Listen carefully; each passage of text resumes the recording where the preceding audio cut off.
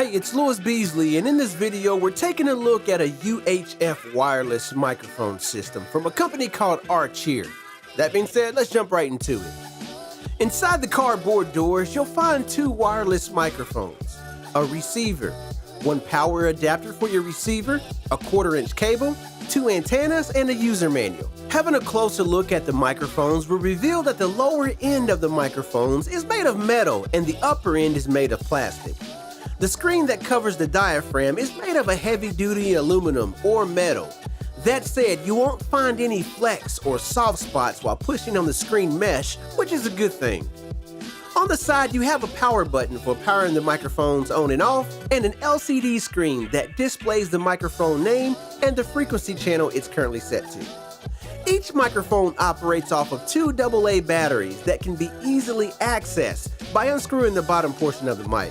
On the front of the receiver, you have a power button and separate volume knobs for each microphone.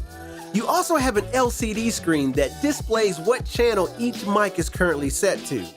On the back, you have your antenna connectors on each side, two separate 1/4-inch output streams that will let you run two separate outputs to two separate input sources.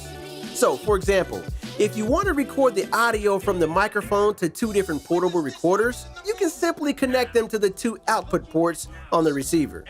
And then last but not least, you have an AC adapter port for powering the unit. Now, setting this system up was extremely easy. It is literally a plug-and-play task. You simply install two AA batteries in each microphone. Twist on the two antennas on the back of the receiver, connect your power source, and adjust the volume knob for each microphone. The channel and frequency of each microphone is auto-assigned and auto-managed, so there's no feature that allows you to manually change this. So how well do these microphones sound? Well, as you can probably hear, they sound pretty doggone good. Right now, I'm running an output cable directly from the microphone receiver into the input of my camera. So there's no outboard gear, there's no EQ or anything like that being used. It's directly from the microphone into the camera, so the sound is actually raw. Now, you're going to get the best sound right in front of these microphones. And I'll show you what I mean. If you slightly move over to the left, you can tell that the audio quality changes. Same thing with the right. So the best position for these microphones is directly in front of the microphone. Now, one thing that I do like is that both microphones sound exactly alike. So I can switch over to this microphone, and you can tell that the audio quality doesn't hardly ever change. It's actually, well, it should sound identical. I've seen some cheaper systems that come with two mics, and both microphones sound slightly different or majorly different. That's not the case with this microphone. In regards to the operating range, Archeer says a distance of up to 80 feet between you and the receiver is supported. Now, I was able to get a little over 100 feet without static or interference, but it's really going to depend on your surrounding environment. So who is this product for? Well, ideally, I can see this being used indoors or outdoors for weddings, karaoke, birthday parties, classrooms, conference rooms, or even church services. Now, even though this system would potentially be a perfect fit for those occasions, it does not mean it's a perfect product, and this brings me to my gripes. Number one is the paint. The paint around the buttons have already started to wear off, and I have not even used these microphones at any event yet. Number two, you cannot manually set the channel frequency. So even though this feature is supposedly automated, there are times when automation fails and manual intervention is required. Number three is in regards to the screen. The screen on the receiver and microphone, well, they look pretty, but they're just not that informative. For example, on the receiver, you have what looks like a decibel meter for each mic, but in reality, they don't do anything. It looks like this the whole time you have the unit on.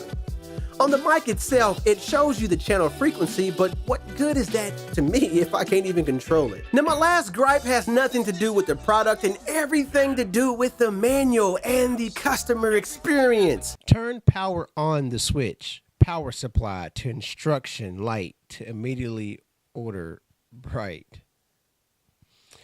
Please stir the next power supply plug if the long term don't use front panel. Okay.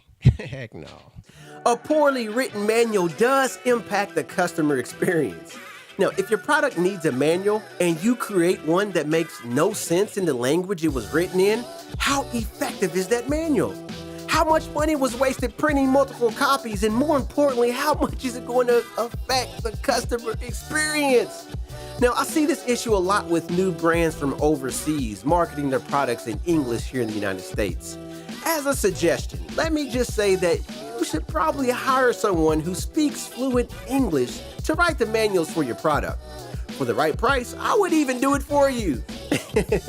I truly believe that a good company should not only invest in the quality of their product, but invest in improving the customer experience, starting with the initial opening of the box to using the product. On a more positive note, even with the noted gripes, I would still buy this microphone set. And this brings me to my likes. First on the list is in regards to the sound quality. This system sounds really good. I can compare the sound to some of the bigger brand microphones that cost quite a bit more. Number 2 is it's well made. The microphones feel heavy duty, but not too heavy to carry around on stage for a decent period of time. And then last but not least is the price. For what you're getting, this is a really good deal. If you want to pick one of these up for yourself or someone else, the link is down in the description of this video. Also, if you enjoyed this video, then please take a quick second and hit that thumbs up button.